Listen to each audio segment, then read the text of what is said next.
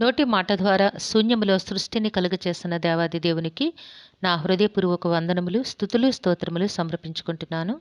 అందరికీ శుభోదయం. ఇది నా మహోన్నతుడైన దేవాది దేవుడు నీ కొరకు సిద్ధపరిచిన వాక్కు.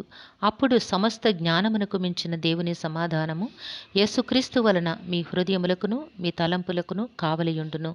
దేవుని నామమునకు మహిమ కలుగునుగాక. ఈ మాటలు ఫిలిప్పీ పత్రిక 4వ అధ్యాయము 7వ వచనంలో వ్రాయబడి ఉన్నవండి.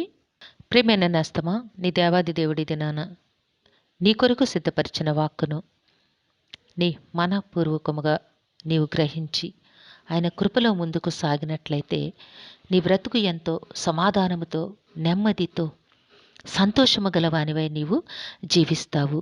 అప్పుడు సమస్త జ్ఞానమునకు మించిన దేవుని సమాధానము యేసుక్రీస్తు వలన మీ హృదయములకును మీ తలంపులకును కావలియుండును. దేవుని నామమునకు మహిమ కలుగునుగాక. హల్లెలూయా, హల్లెలూయా. ఎప్పుడట దేనిని గూర్చి కూడా నీవు చింతపడకుండా ప్రతి విషయములోనూ ప్రార్థనా విజ్ఞాపనముల చేత కృతజ్ఞతాపూర్వకముగా నీ విన్నపములు దేవునికి తెలియచేసిన ఎడల అప్పుడు నీకు ఇట్టి మహాభాగ్యము ప్రాప్తిస్తోంది. సమస్త జ్ఞానమునకు మించినది ఏమిటి? దేవుని సమాధానము. దేవుడిచ్చే సమాధానము నీ బ్రతుకుకు చాలా అవసరమయ్యుంది. దేని వలన కూడా నీ బ్రతుకులో నీకు శాంతి రాదు, సమాధానము రాదు. కేవలము దేవుని నుంచి మాత్రమే నీకు ఆ శాంతి, సమాధానము, నెమ్మది అనుగ్రహించబడుతోంది. యేసుక్రీస్తు వలన రక్షకుడైన నీ దేవుడైన యేసుక్రీస్తు ప్రభువు వలన నీ హృదయములకును నీ తలంపులకును కావలియుండును. ఏమిటండి కాపలా ఉండడం ఏమిటి?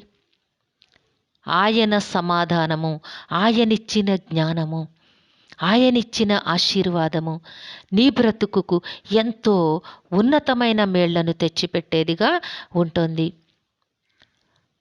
ఆయన కృప నీకు కాపుదలగా ఉన్నప్పుడు నీ బ్రతుకులో నీకు వచ్చే ప్రమాదం ఏమీ ఉండదు. నీకు సంభవించే దుర్భర పరిస్థితి ఏమీ కూడా ఉండదు. ఆయన కృపలో నీవు హాయిగా జీవిస్తావు. గనుక నీ దేవుని సన్నిధిలో నీవు కృతజ్ఞతాపూర్వకముగా విన్నపములు చేయుట మొట్టమొదట నేర్చుకొనవలను.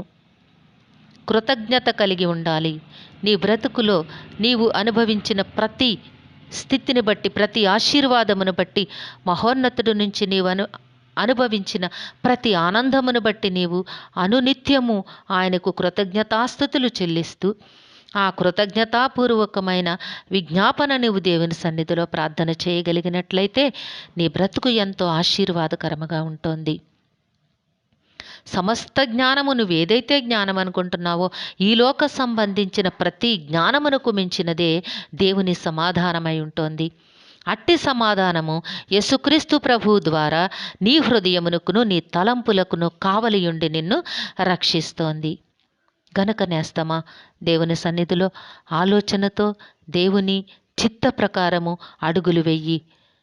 ప్రతి విషయములోనూ కూడా ఆయనకు కృతజ్ఞతాస్తుతులు చెల్లించుట మానక నిత్యము ఆయనను స్తుతిస్తూ ఆరాధిస్తూ సంతోషముగా ఆయన సన్నిధిలో నీవు విజ్ఞాపన చేసిన ఎడల ఆయన పరిశుద్ధాత్మ కాపుదల రక్షకుడైన దేవాది దేవుడైన యేసుక్రీస్తు ప్రభువు ద్వారా నీ హృదయమునకు నీ తలంపులకు కావలియుండి నిన్ను నడిపిస్తోంది.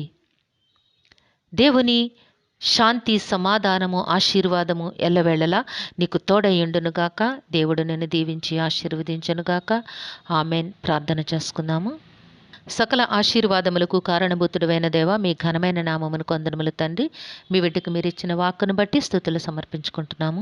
ఏ బిడ్డకైతే ఈ వాక్కును వినిపించున్నారో నాయన, ఆ బిడ్డ జీవితంలో మీ శాంతి, సమాధానము, నెమ్మది నాయన, మీ పరిశుద్ధాత్మ శక్తిని, మీ జ్ఞానమును అనుగ్రహించి నాయన మేళ్లతోనూ ఆశీర్వాదములతోనూ ఆనందముతోనూ జీవింపచేయమని మీ కాళ్ళు పట్టి వేడుకుంటున్నాము. ఈ దినము పుట్టినరోజు, వివాహ దినమోత్సవములు జరుపుకొంచున్న మా ప్రియులందరికీ నాయన మీరే ఆశీస్సులు, దీర్ఘాయుష్ను అనుగ్రహించి మీ కృపలో నడిపించమని సమస్తమును మీ దివ్యహస్తములకు అప్పగించుకుంటూ ఈ ప్రార్థన మా రక్షకుడును మీ ప్రియకుమారుడైన యేసుక్రీస్తు వారి అతి శ్రేష్టమైన నామమున అడిగి వేడుకొనుచున్నాము తండ్రి. ఆమెన్. సర్వాధికారి అయిన దేవాది దేవుడు మీ కుటుంబ జీవితంలో ఉన్నతమైన ఆశీర్వాదములను అనుగ్రహించి మిమ్మును ఆయన నామ మహిమ కొరకు జీవింపచేయునుగాక. Amen, amen, amen.